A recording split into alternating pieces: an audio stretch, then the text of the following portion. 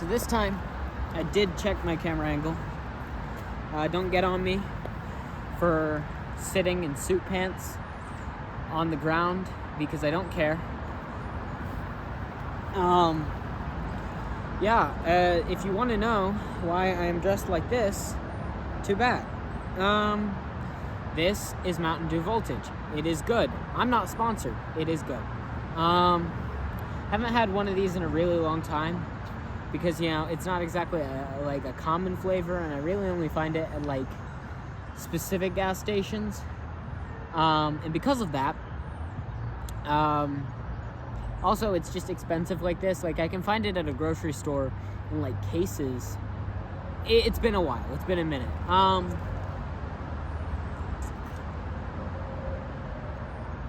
This park is low-key lame. No further elaboration will be given here. Anyway. Hi.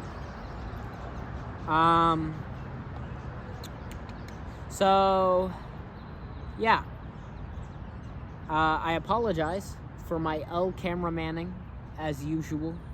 It's really, really hit and miss. There will be some videos where it's normal camera placement, normal everything, and then there are some videos, like the last one I posted, that are horrendous, horrific, terrifying, horrifying, worst camera fucking angle ever, and for that I apologize. Honestly, if you watch the last video I posted before this one, then you might want to just put it on in the background, listen to the words I'm saying, and just kind of ignore whatever the fuck's going on in the camera.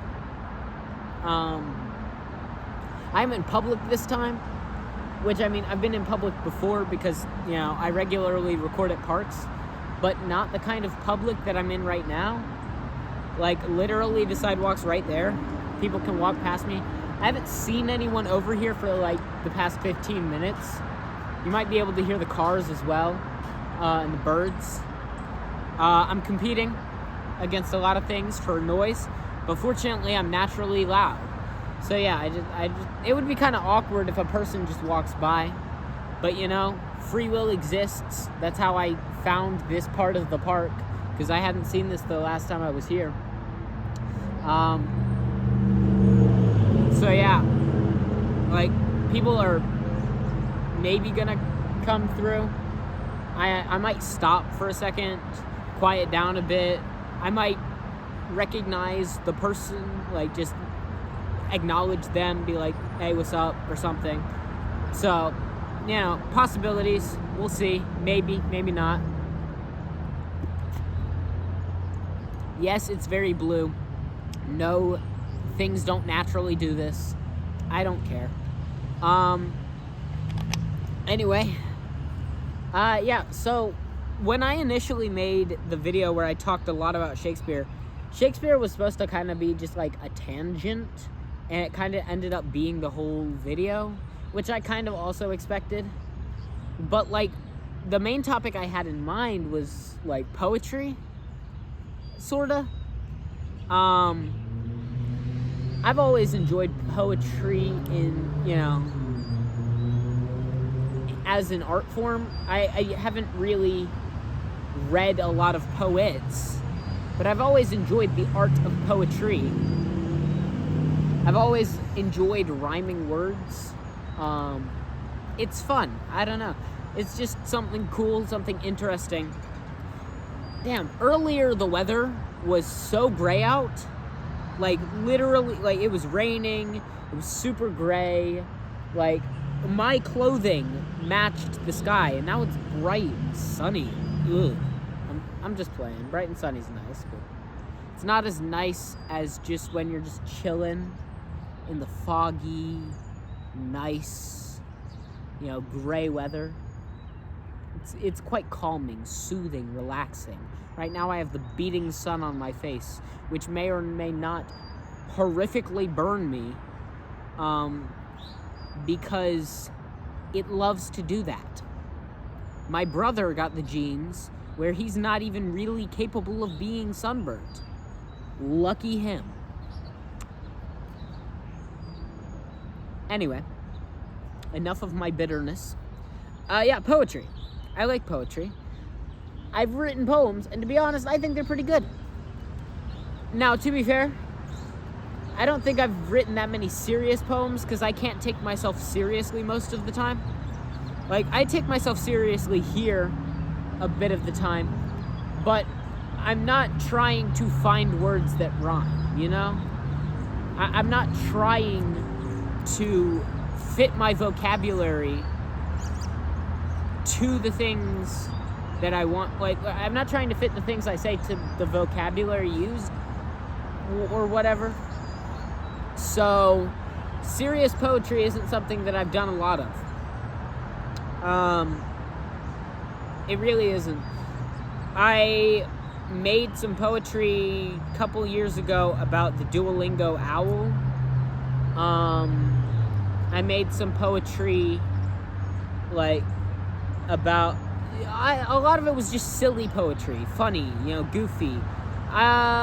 If I had it in front of me, because all of it's on my phone, which I'm recording on. If I had it in front of me, I would share some of my poetry. I might share some of my poetry in the future if that was something that anyone would be interested in. But I enjoy doing it, I enjoy the act of rhyming. I talked about Zaxby's surveys, and basically how my friends and I will write answers to Zaxby's surveys, and the answers will always be something ridiculous. Like, we'll write whole stories with, like, plot lines and stuff. My brother pointed out that my most recent one was like the opening of the Mortal Kombat movie, the most recent one that came out. And to be fair, I've played Mortal Kombat 1 with my friends. I've kicked their asses in Mortal Kombat 1.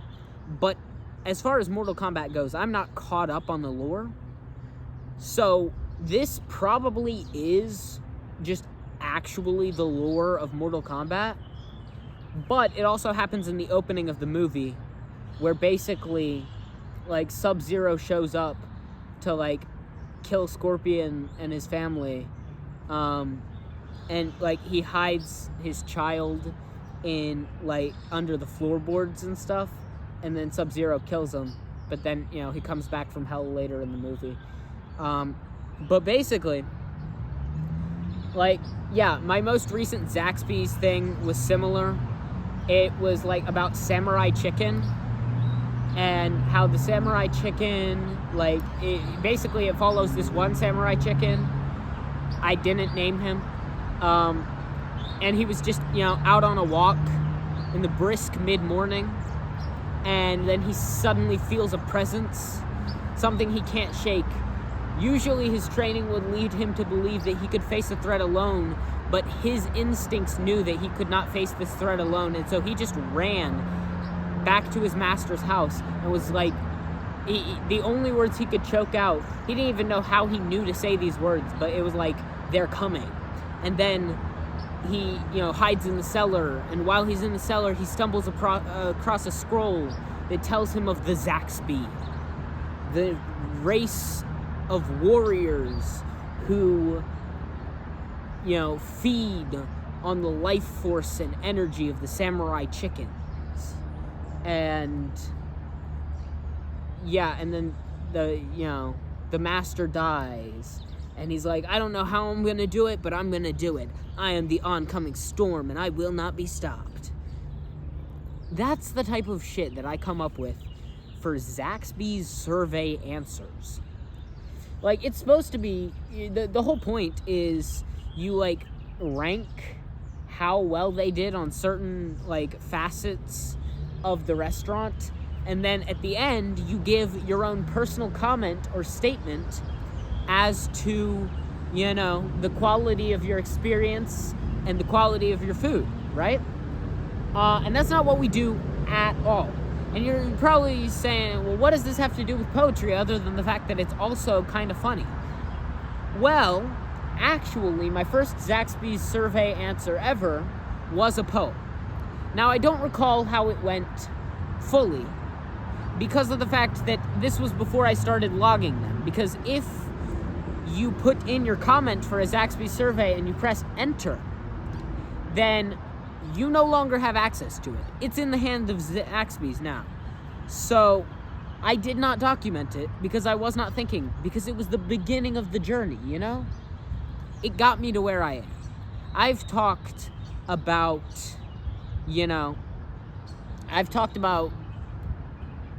Zaxby's eating, I've talked about gerbils stacked on top of each other in a trench coat eating Zaxby's, and that's the reason that this random guy shoots up his Zaxby's annually. That's, a crazy one.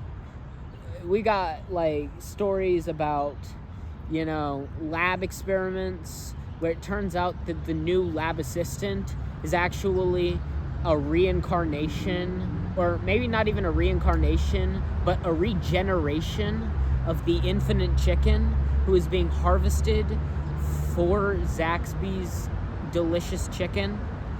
I've told stories about how a man is lamenting that his liege lord has decided to besiege the kingdom of Zaxby's because he needs his delectable avian flesh. I've said so many ridiculous things, but the first Zaxby's thing I ever did was a poem that began, "Zaxby's is love, Zaxby's is life. I would freely let Zaxby's fuck my wife." That was where it all began. I don't remember the rest of it. It had a rest of it. But that was the beginning. That was the genesis of an era. And I think that's how things should be. I enjoy doing poetry, even though it is hard for me to be genuine with my poetry. Because I don't need to express my feelings through rhyme. I express my feelings through many different ways. And it's really just hard to take myself seriously when I try to express my feelings through rhyme. I sound cringe. I sound like emo almost. It sounds strange. But when I'm saying funny shit, it's funny, I don't know. I enjoy crafting words together, cleverly putting together words that sound similar to achieve the end goal of having a completed thing, I wrote a bunch of haikus a long time ago just because I, liked haikus. Those don't even have to rhyme. It's just,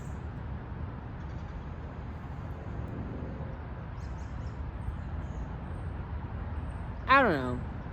I found it. There was this one Pathfinder character I had who was like a monkey samurai, and his archetype of samurai was, I think it was called the warrior poet, and I just had him writing haikus. He called someone a bitch ass hoe in one of his haikus. He talked about how much he loves being an alcoholic in his haikus. Things like that. I guess I don't need to take myself seriously so long as I'm having fun with the poetry. But if I don't have to take myself seriously and it's not serious, then is it art? A lot of people are like, what is art? And in my last thing talking about art, I really discussed how,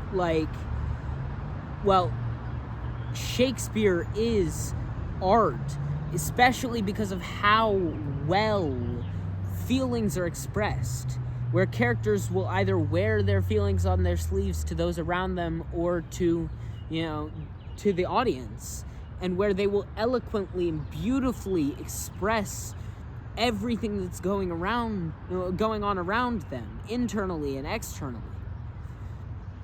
that is art. It shows the richness of human nature and the depth of our ability to feel, while also, being entertaining, providing insight into the human experience and into other people's experiences. But on the other hand, there's other art that's like, I remember hearing this one theater monologue one time. I don't know if it was actually from theater. It was this theater head of a student theater department was trying to get a showcase together. And so one of the monologues that was pulled for the showcase was about the Mona Lisa and how the Mona Lisa isn't art. And it's it's certainly a masterful piece of work, but there's no raw human emotion imbued in it, and therefore it's not art. And it's but it kind of is though, I guess there are multiple ways of defining art. I don't know, that monologue just sounded like such a pretentious hipster thing. Because it's oh, the Mona Lisa isn't art. It's just some guy who was really good at painting. Masterful work, masterful craftsmanship, but it's not art because it doesn't express the rawness of the human experience. And to be fair, I know that I was using phrases like that when describing Shakespeare, but that does not make me a pretentious hipster, so don't come at me. Don't. Because I didn't claim that stuff like the Mona Lisa couldn't be art. I claimed that my silly little poems might not be art. I think the Mona Lisa is art. Because of the fact that, first of all, just because of the fact that, the image itself is not imbibed with the passion of an artist, the brushwork, the paints, all of the craftsmanship that was masterful, that the pretentious fucking hipster speech was saying, oh, well, this isn't art, it's just masterful craftsmanship. You want to know why it was fucking masterful craftsmanship? Because Da Vinci gave it his all. Da Vinci had passion. Da Vinci was a baller, bro. Not only did this man passionately paint beautiful artwork, but he passionately made designs for really fucking cool machines, bro. You might not see the art in the person that's depicted. You might not see the art in the painting itself, but all of the work, all of the toil that went into creating that masterful work, that is art.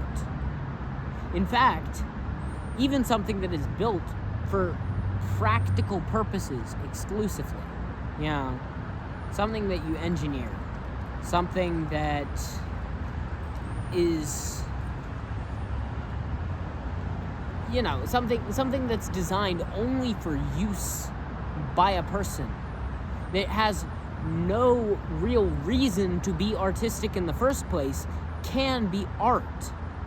Because someone can passionately create it. So maybe my silly little stupid poems are art, Maybe I enjoy what I am doing enough for it to be art. I 100% think the Mona Lisa is art. What the fuck? Oh, well, you can't see the artist's, soul in the image that's created. So, actually, the Mona Lisa isn't art at all, and actually, you should, be engaging with real art and not, not ascribing. I don't know what's going on, but fuck you, asshole.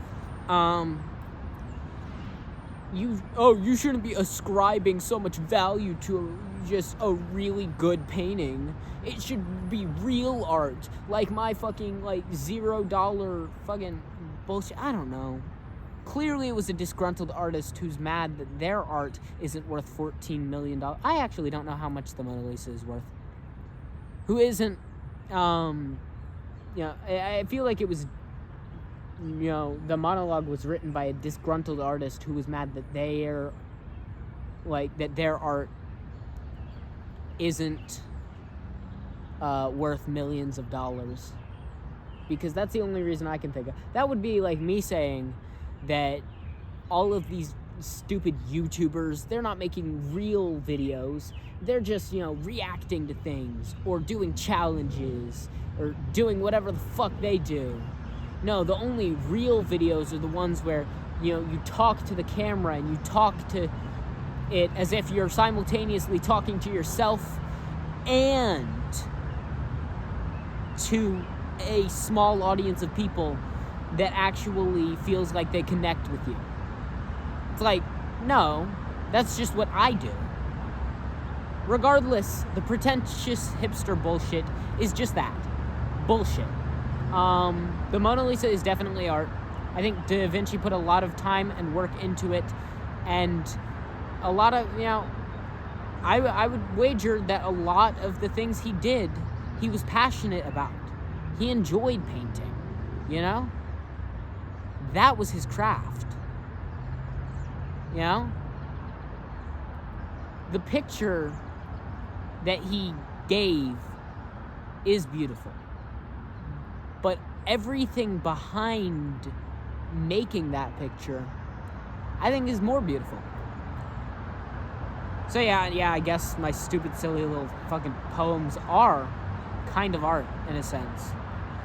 Not because there is anything particularly beautiful or artistic about saying that I would freely let Zaxby's fuck my wife, but because of the enjoyment that both me and my friends got out of hearing that poem aloud. Because of the joy that I got from writing that poem. And because of the fucking era of writing Zaxby's surveys that it sparked. My friends started being unserious about the surveys. Because my friends knew about the surveys before me, but when they did the surveys before me, they just gave vague generalizations. And they were like, oh, Zaxby's is good. They had cool tables. Chicken. Ugh. And then I came along, and I changed the game. I'm a pioneer. I'm a trailblazer,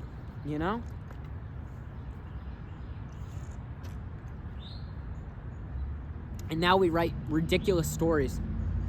My friend wrote one about, like, a cult of, like, chicken people. Or, like Zaxby, like, people who cook chicken. And then there was this one where it was, like, about, like, a chicken walking into Zaxby's to make a sacrifice. His are really dark. Mine are only sometimes really dark. His are really dark. Maybe I'll read some. I can also read some of my poems at some point. I might print them out. I might, like, put them on a different device. Who knows? I think I should. If you think I should, say that. Yeah.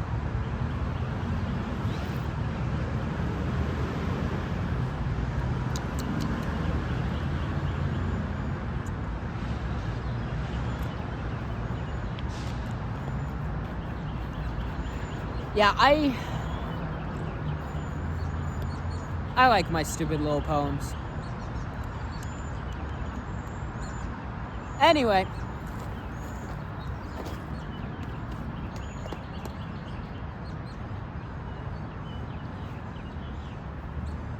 Yeah. The fit kind of goes crazy, though. I did have a tie and a suit coat. But that's uncomfortable to be around it all the time. Plus, this looks cooler. It really does. Like the tie I have is really cool. It's like blue cherry blossoms. It's fire. But ties are uncomfortable. It makes me feel like my neck is being, you know. And, you know, with the tie, I really should wear the suit coat because it kind of just looks without it. But this looks cooler. So, yeah. Ah!